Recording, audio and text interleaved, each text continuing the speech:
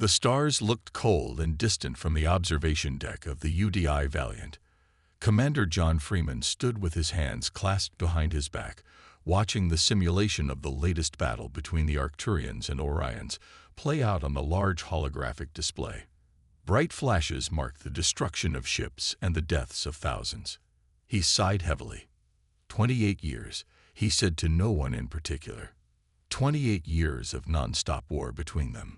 Behind him, Admiral Susan Grant approached quietly. She was a tall woman with gray streaks in her dark hair, earned through years of difficult decisions. The Arcturians lost another colony world yesterday, she said, stopping beside him. That makes 17 worlds rendered uninhabitable since the war began. John nodded grimly. And the Orions? They've lost 12, but they've had 3 major fleet bases completely destroyed in the past month. The casualties are substantial. The simulation showed the retreat of the damaged Arcturian forces as the Orion fleet claimed another victory. But it was a hollow win. Both sides were bleeding resources, technology, and lives at an unsustainable rate. How many dead? John asked. Intelligence estimates 3 billion civilian casualties and about 500 million military. And climbing every day. John turned away from the display, his blue eyes troubled. And we just watch. Those are our orders, Susan reminded him. Earth remains neutral. We observe, we learn, we prepare. The United Defense Initiative had been formed 15 years ago, when humanity first detected the massive conflict raging just 30 light-years from their solar system. Earth had already been exploring nearby stars, but the discovery of 2 massive civilizations locked in war had accelerated their military development.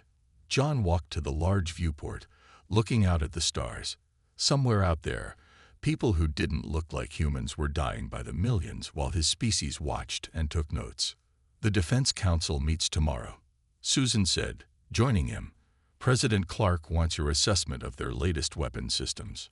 John pulled out his tablet and brought up the files. The Arcturians have developed some kind of gravity weapon. It crushed 3 Orion destroyers like they were made of paper, but it burned out after 1 use, and the ship carrying it was destroyed. Susan frowned. Sounds desperate. They are desperate. Both sides are. John swiped to the next report. The Orions have started using biological agents on Arcturian worlds. Horrible stuff. Their troops wear protective gear, move in, and claim the planet after the population is dead or dying. Barbaric, Susan whispered. It's what happens when war goes on too long. They've forgotten why they started fighting. Now they just want to win, no matter the cost. An alert chimed on John's tablet. He opened the message and read it quickly. We've intercepted communications. The Orions are planning something big. They're gathering a fleet near Proxima Tauri. Could be they're planning to strike at the Arcturian homeworld directly. Susan's face paled. If they hit the Arcturian homeworld, the Arcturians would launch everything they have left in retaliation. John finished. It could mean the end of both civilizations. They both fell silent, considering the implications. Humanity had built up impressive military technology while observing the war, learning from the mistakes and innovations of both sides. Earth's ships were fewer but incorporated the best defensive and offensive systems they could develop or reverse engineer. Do you ever wonder, John said quietly, what would happen if we got involved? Susan gave him a sharp look. That's not our mission, Commander. I know, but they're tearing each other apart. And for what? It's not our war, Susan said firmly. John looked back at the simulation, now showing the projected casualties for the next major confrontation. Not yet, anyway. A junior officer approached them, saluting crisply. Commander Freeman, Admiral Grant. We've just received a distress signal from a vessel in the neutral zone near Proxima Tauri. It appears to be a refugee ship. John and Susan exchanged glances. This wasn't the first refugee ship they'd detected, but it was the first one to directly broadcast a distress signal toward Earth.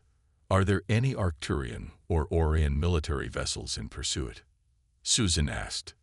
Yes, Admiral. One of each, apparently firing on each other and the refugee vessel. John straightened his uniform. Looks like we might have our first direct contact situation. Susan nodded grimly. Alert the bridge. I want the Valiant ready to jump in 30 minutes. The war among the stars had raged for nearly 3 decades. Neither side could gain a final advantage. But now, humanity was about to step onto the galactic stage. The UDI Valiant dropped out of faster-than-light travel with a flash of blue light. The massive human vessel, nearly a mile long and bristling with sensor arrays, positioned itself between the refugee ship and its pursuers.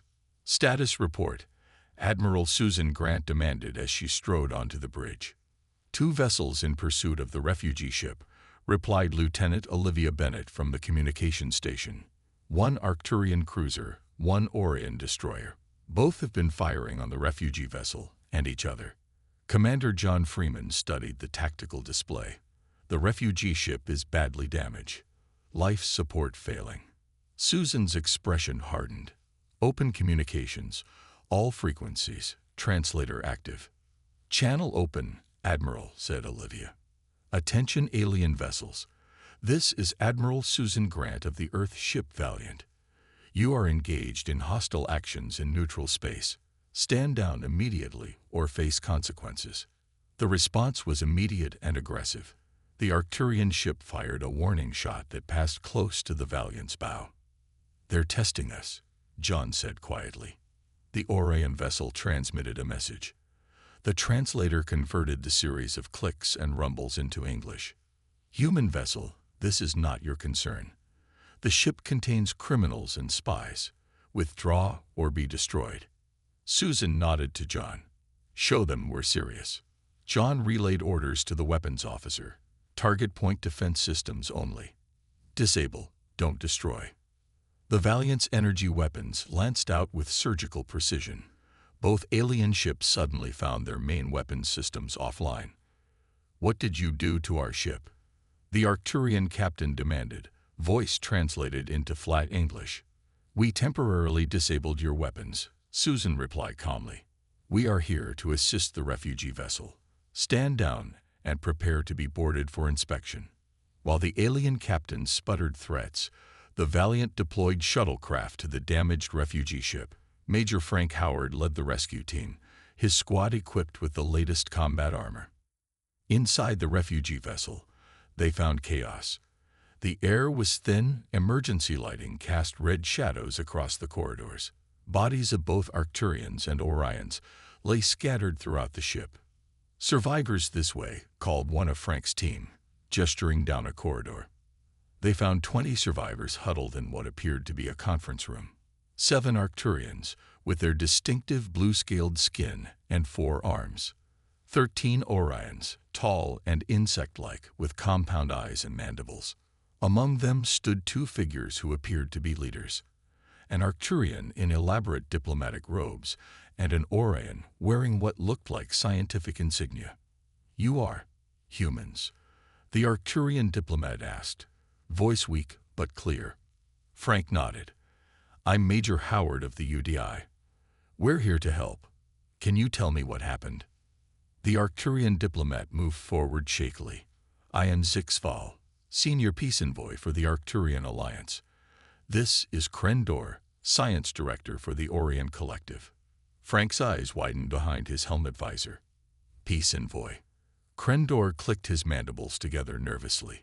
We were meeting in secret, attempting to negotiate an end to the war. Both our governments have been infiltrated, Zixval explained. There are those who profit from the conflict. When they discovered our meeting, they sent ships to eliminate you. Frank finished. Yes, said Krendor.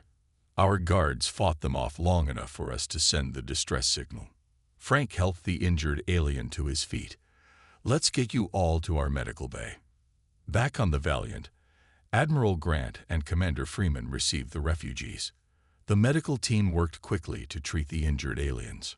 So you were trying to make peace, Susan said, once Zixval and Krendor had been treated. And your own people tried to kill you for it. Certain factions, Krendor clarified. Those who have built power and wealth from the war economy. Zixval's four hands moved in what seemed to be a gesture of distress. We need sanctuary, and if possible, an audience with your leaders. John looked at Susan. This changes everything. Indeed it does, she agreed. She turned to the aliens. We will take you to Earth. Our president will want to hear what you have to say. As the Valiant prepared to return to Earth, the two disabled alien warships retreated. But John knew they would report back to their commanders. Humanity had just made its presence known. There would be consequences. Set course for Earth, Susan ordered, and send word ahead. The Security Council needs to convene immediately. The Earth Security Council chamber was quiet despite being filled with 25 of the most powerful people on the planet. They sat around a large round table, eyes fixed on the holographic display in the center showing footage from the Valiant's encounter. President Noah Clark, a man with deep wrinkles around his eyes from too many difficult decisions, stood at the head of the table. Behind him, the alien diplomats Zixval and Krendor waited nervously, their different biologies making their anxiety appear strange to human eyes.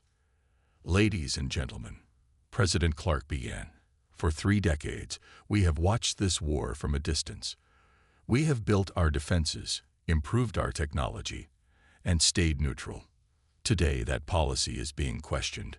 Defense Secretary Alan Blackwood, a tall man with a military haircut, tapped his finger on the table. Mr. President, I must advise continued neutrality.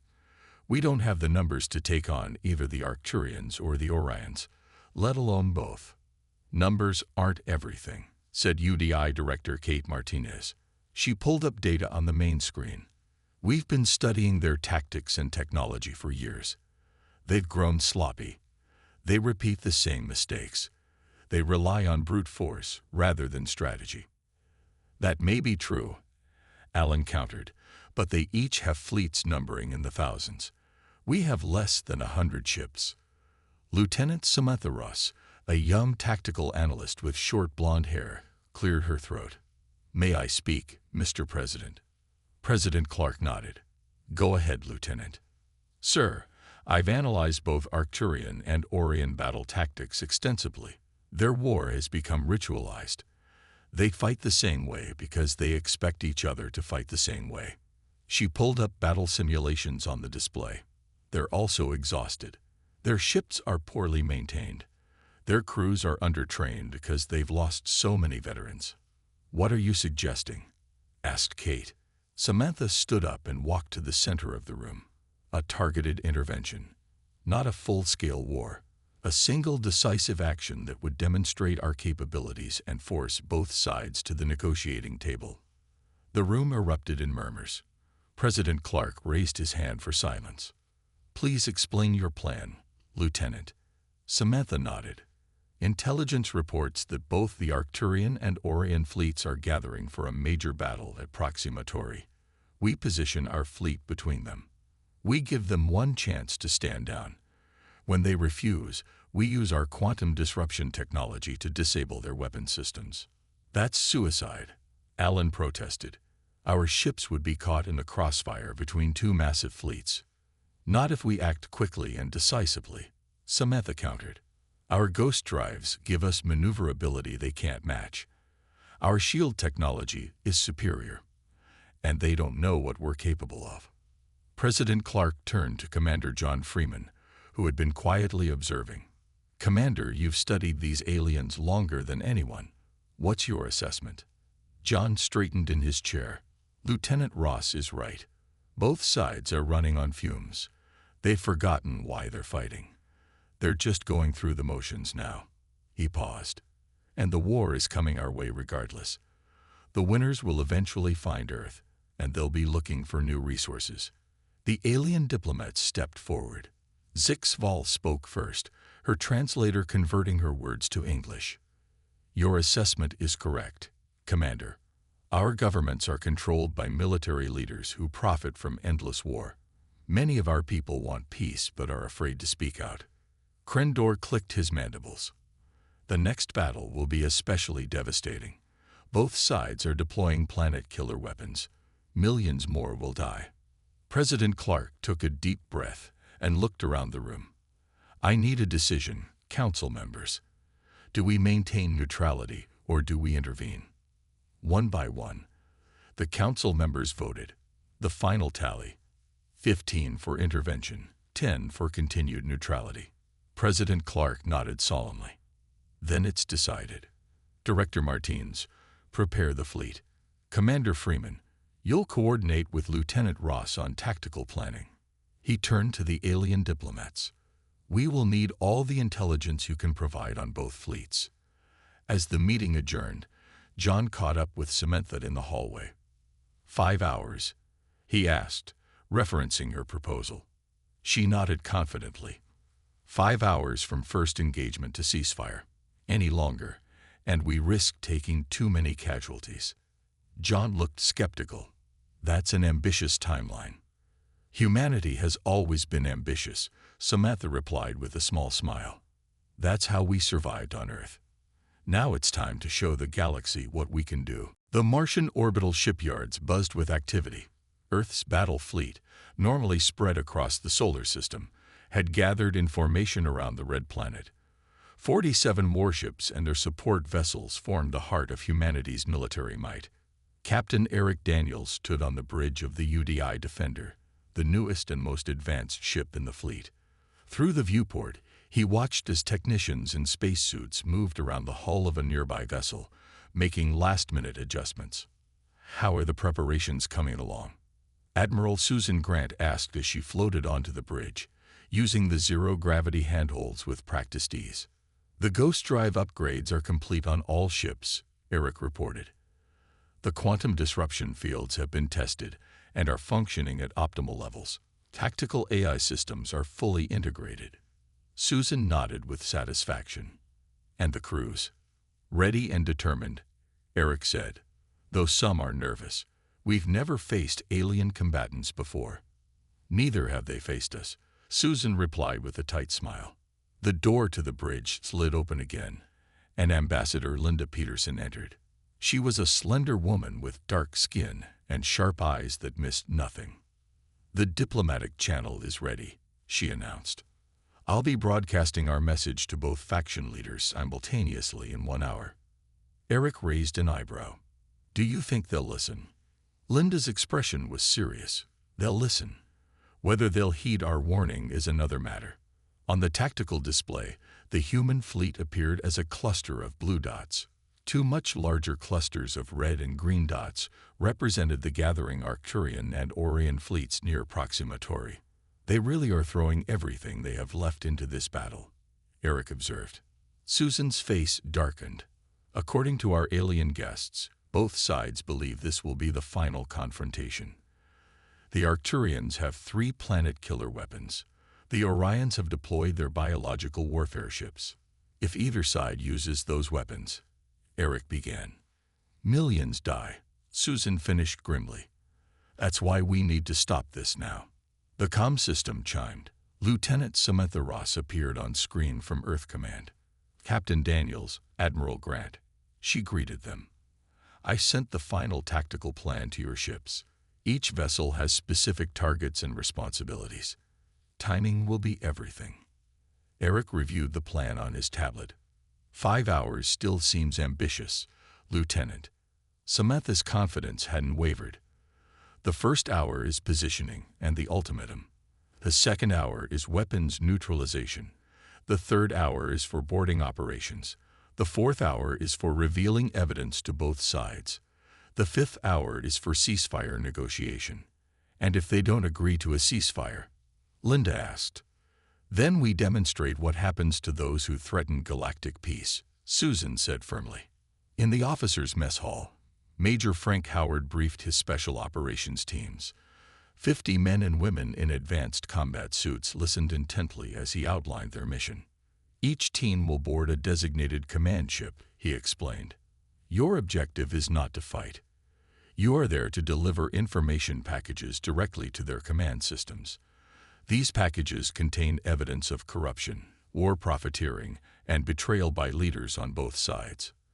A young soldier raised her hand. "Sir, what if they resist?" Frank's expression was grim but determined. "Non-lethal force only. We're not there as conquerors. We're there as peacekeepers." Back on the bridge of the Defender, Eric received word that all ships were ready. He turned to Susan. "Admiral, the fleet awaits your command." Susan took a deep breath. "All ships, prepare for ghost drive activation. Set coordinates for Proxima Tauri." She paused, looking at the faces of her bridge crew. "Today we fight not for conquest, not for glory, but for peace. Remember your training. Remember your mission." As Ambassador Peterson began her broadcast to the alien fleets, the human ships' engines glowed bright blue. One by one, they disappeared into the Ghost Drive's dimensional shift, leaving Mars' orbit empty. The message Earth sent ahead was simple. The conflict ends today. Stand down or face intervention from the United Defense Initiative of Earth. You have 1 hour to respond. Neither the Arcturians nor the Orions took the warning seriously. They would soon learn their mistake. The space around Proxima Tauri was crowded with ships. On one side, 300 Arcturian vessels formed a wall of blue-gray metal. Their ships were elegant but showed signs of wear, patched hull breaches and mismatched parts. On the other side, 420 Orion vessels waited in tight formation. Their ships were bulkier, with sharp angles and visible weapon ports. Between them appeared the human fleet in a perfect arrowhead formation. The 47 ships seemed tiny compared to the alien armadas, but they moved with precision and purpose. From the tactical command center of the UDI Defender, Commander Peter Walsh monitored the situation.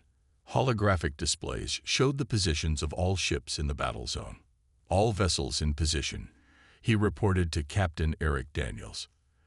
"The Arcturians and Orions have stopped their advance and appear to be assessing our presence."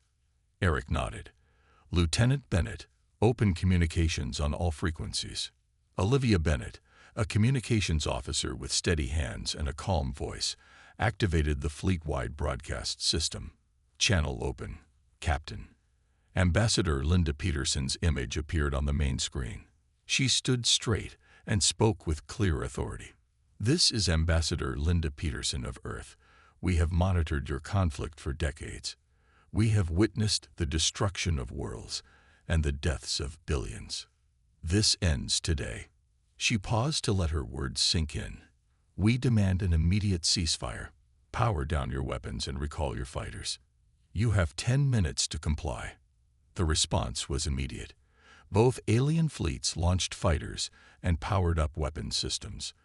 The Arcturian Admiral, a four-armed figure with blue scales glinting in the light of his command center, appeared on one screen. "Human vessels, this is Admiral Vrentor of the Arcturian Alliance. Your interference is unwelcome.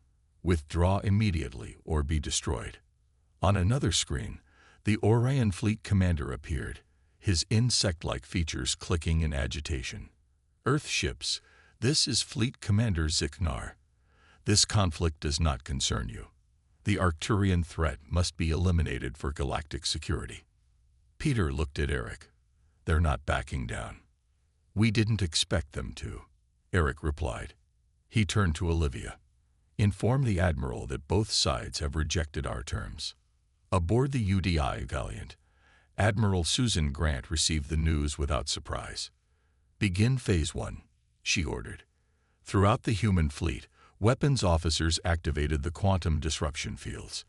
Invisible waves of energy spread outward, washing over the alien ships. Suddenly, energy weapons across both fleets flickered and died. "What is happening?" demanded the Arcturian Admiral as his crew reported weapons failures. The human ships accelerated, moving with impossible speed as their ghost drives allowed them to partially shift between dimensions. To the aliens, the Earth vessels seemed to blink in and out of normal space, appearing where they shouldn't be able to go. Major Frank Howard and his special operations teams prepared in their dropships. They wore advanced combat armor with stealth systems that bent light around them. Remember, we're not there to fight a war, Frank reminded his soldiers. We're there to end one. The dropships detached from their carrier vessels and moved toward the alien flagships, their stealth systems making them nearly invisible against the backdrop of space. Meanwhile, Lieutenant Heather Williams led 3 squadrons of fighter craft toward the alien vessels. Unlike the alien fighters that were engaging each other in dogfights, the human craft targeted specific systems on the larger ships. Focus on propulsion systems and communications arrays, Heather instructed her pilots. Disable, don't destroy. Precise energy bursts from the human fighters cause alien engines to sputter and die. Ship after ship lost the ability to maneuver, left floating helplessly in space. The Arcturian admiral watched in shock as a third of his fleet stopped responding to commands. Impossible, he whispered. How are they doing this? The Orion commander was equally stunned. These humans, they were hiding their true capabilities all along. On the bridge of the Defender, Captain Eric Daniels watched the first phase of the operation unfold according to plan. Time check, he asked. Peter glanced at his display. 0730, Captain. 30 minutes since first engagement. Eric nodded, satisfied. Right on schedule. Prepare for Phase 2. The battle unfolded like a strange dance. The human ships moved with impossible precision, while the alien vessels struggled to respond. By 800 hours, confusion had turned to panic among the alien crews. Deploy the EMP devices, Captain Eric Daniels ordered from the bridge of the Defender. Small, disc-shaped objects shot out from the human ships. They attached themselves to the hulls of the largest alien vessels and activated with pulses of blue light. Systems across the targeted ships went dark as the electromagnetic pulses disrupted their electronic components. Status report, Admiral Susan Grant demanded aboard the Valiant. Phase 2 is proceeding as planned, reported her tactical officer. 20% of the Arcturian fleet and 25% of the Orion fleet have been completely disabled. Lieutenant Heather Williams led her fighter wing through the chaos. Her pilots followed her lead, moving in tight formation between massive alien battleships. Their targets were not the weapon systems, which the quantum disruption field had already neutralized, but the engines and communication arrays. Echo Squadron, focus on those Orion carriers, Heather instructed. Delta Squadron, with me. We're taking out the Arcturian flagship's engines. Her fighter accelerated, the ghost drive allowing it to flicker partially out of normal space. To the alien's tracking mirror, she seemed to teleport short distances, making her nearly impossible to target. Precise energy blasts from her weapons struck the massive engines of the Arcturian flagship, not enough to destroy the ship, but enough to leave it drifting and unable to maneuver. Engines disabled, Heather reported. The flagship is dead in space. By 900 hours, 1/3 of both alien fleets were completely immobilized. The rest were struggling to coordinate without proper communications. For the first time in the long war, both the Arcturians and Orions faced an enemy they couldn't understand. On the bridge of his disabled flagship, Arcturian Admiral Vrentor slammed all 4 of his fists onto the command console. How is this possible? He demanded of his science officer. They have fewer ships, less firepower. They should have been destroyed in minutes. The science officer, her blue scales pale with stress, shook her head. Their technology is unlike anything we've encountered. They're not fighting by the normal rules of space combat. Across the battlefield, Orion Fleet Commander Ziknar was having a similar conversation. These humans were watching us for years, Ziknar clicked angrily, learning our weaknesses while we wasted resources fighting the Arcturians. His second-in-command's compound eyes reflected the emergency lighting. Sir, we've lost contact with half the fleet. Our biological weapons can't be deployed without proper targeting systems. Ziknar chittered in frustration. Then we'll use conventional weapons. Order all functioning ships to focus fire on the human vessels. But the order came too late. The ghost drives made the human ships nearly impossible to hit with conventional weapons. When alien projectiles did connect with human vessels, advanced shield technology, absorbed the impacts with minimal damage. By 1,000 hours, the human fleet had systematically crippled half of both alien armadas, not by destroying them, but by carefully disabling key systems.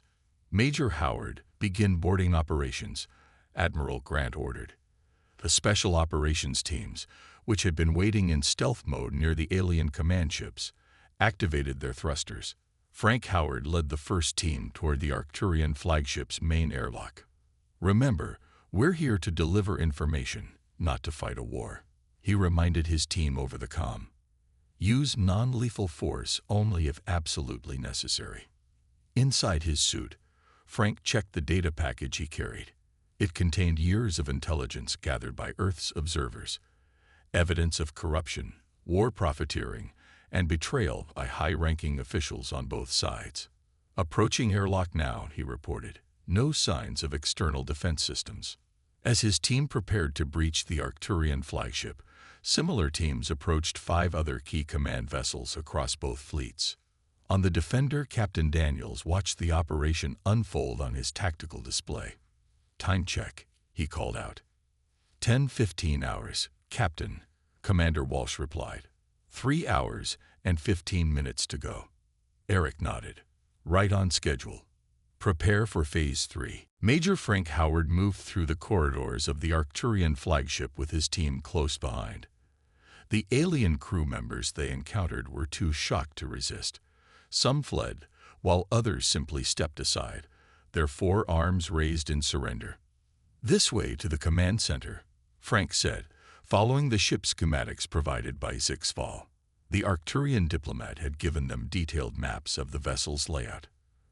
When they reached the main command deck, they found Admiral Vrentor surrounded by his senior officers. The blue-scaled aliens turned to face the humans, some reaching for weapons. "I wouldn't," Frank warned, raising his hand. His team activated non-lethal stun projectors. "We're not here to fight. We're here to show you something." In the Orion flagship across the battlefield, a similar scene played out. Human special forces moved efficiently through the ship's corridors, encountering minimal resistance. The alien crews, with their insect-like features and chitinous exoskeletons, watched in shock as the humans bypassed their security systems with ease. By 1100 hours, all 6 targeted command ships had been boarded. The human teams connected their data packages directly to the alien communication systems. On the Arcturian flagship, Frank stood before Admiral Vrentor.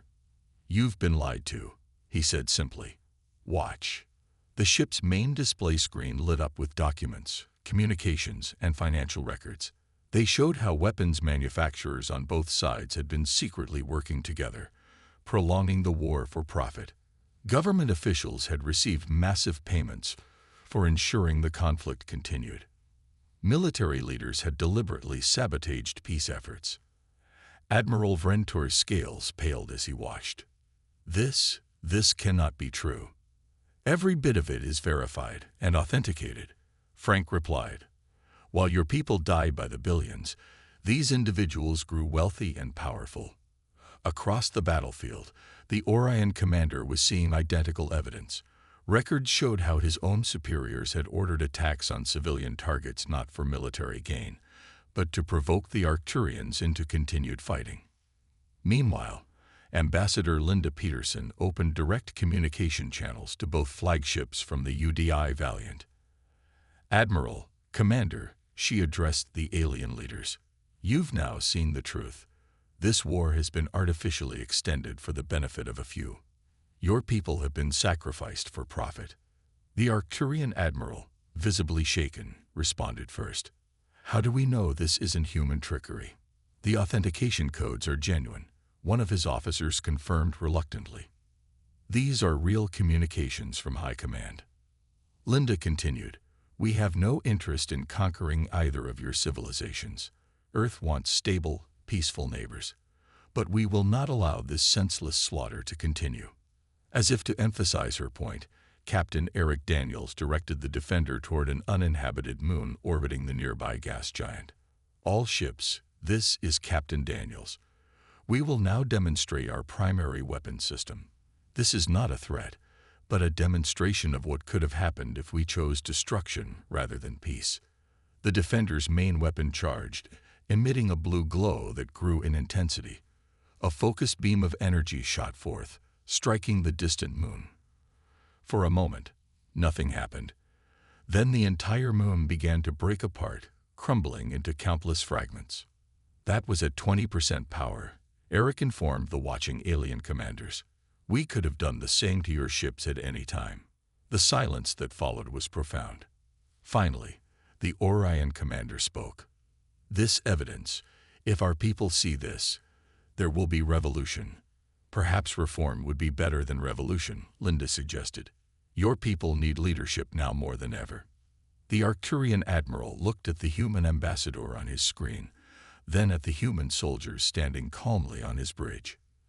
You could have destroyed us all, he said quietly. Why didn't you? Because that's not who we are, Frank answered. Humanity learned long ago that peace is harder than war, but infinitely more valuable. Admiral Vrentor nodded slowly, then turned to his communications officer. Send to all Arcturian vessels. Stand down. Cease fire immediately. Across the battlefield, the Orion commander issued the same order. By 11:45 hours, just 15 minutes before the 5-hour deadline, both fleets had powered down their remaining weapon systems. At exactly 1200 hours, 5 hours after the human fleet had arrived at Proxima Tauri, Admiral Susan Grant made the official announcement to all ships in the battle zone. This is Admiral Grant of the United Defense Initiative. A ceasefire is now in effect. All vessels will maintain current positions. Repair teams will assist damaged ships regardless of faction. The war is over. The words echoed across space, reaching every ship, every crew member, every soldier who had been fighting for so long they had forgotten why. For many, the news was met with disbelief. For others, with profound relief. On the bridge of the Valiant, Susan turned to Commander John Freeman. 5 hours, just as Lieutenant Ross predicted. John nodded, a small smile on his tired face. I didn't think it was possible. Humanity has always been good at doing the impossible, Susan replied. In the days that followed, a new reality took shape. The human fleet remained at Proxima Tauri, overseeing the ceasefire. Repair ships from Earth arrived to help with the damaged vessels on both sides. Medical teams treated the injured without asking which faction they belonged to. 1 week after the battle, representatives from Earth, the Arcturian Alliance, and the Orion Collective gathered on neutral ground. The UDI Valiant.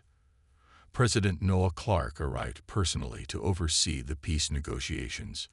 The meeting took place in the ship's large conference room. President Clark sat at the head of the table, with Arcturian and Orion delegates on either side. The original peace envoys, Zixval and Krendor, were also present, now treated as heroes rather than traitors. For nearly 3 decades, your civilizations have been locked in a war that has claimed billions of lives. President Clark began. Today, we start the process of healing. The peace treaty that emerged from those talks was simple but powerful. Both sides would withdraw to pre-war boundaries. War crime trials would be held for those who had profited from the conflict. Reparations would be paid to devastated worlds. And Earth would serve as a neutral mediator for future disputes. Admiral Vrentor, speaking for the Arcturian Alliance, addressed the human delegates. We had always seen humans as a minor species, barely worth noticing. We were wrong. Your approach to warfare is unlike anything we have seen before. The Orion commander Ziknar clicked his mandibles in agreement. You had the power to destroy us, yet you chose the harder path of forcing peace. This is not a concept our military understood. Humans learned through our own bloody history, President Clark explained. War is easy. Peace is hard. But peace is always worth fighting for. 1 month after the battle, Admiral Susan Grant stood on the observation deck of the Valiant, watching as ships from all 3 civilizations moved peacefully through the space around Proxima Tauri. What had once been a battlefield was now becoming a center for trade and diplomacy. Commander John Freeman joined her at the viewport. "Hard to believe it's only been a month," he said. Susan nodded. "The galaxy is changing faster than anyone expected. All because humanity decided to get involved," John added. "Not just involved," Susan corrected. "We decided to do it our way. Not with overwhelming force, but with precise action and a clear goal." News had spread quickly through the galaxy. The species that had ended a 30-year war in just 5 hours was now being approached by other civilizations, seeking alliances, trade agreements, and protection. Earth had suddenly found itself in a position of unexpected influence.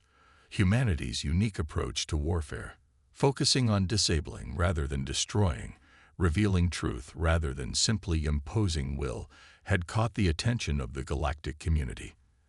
As the Valiant prepared to return to Earth, John looked one last time at the stars. "What happens now?" he asked quietly. Susan's expression was thoughtful. "Now we do what humans have always done. We adapt. We learn. We build." She paused. "And we make sure that we never forget the responsibility that comes with power." The war that had seemed endless had been stopped by a species the galaxy had barely noticed.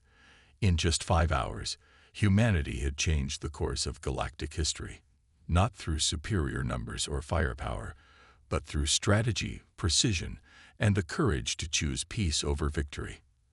As the human ships turned toward home, they left behind a galaxy forever changed by their brief but decisive intervention.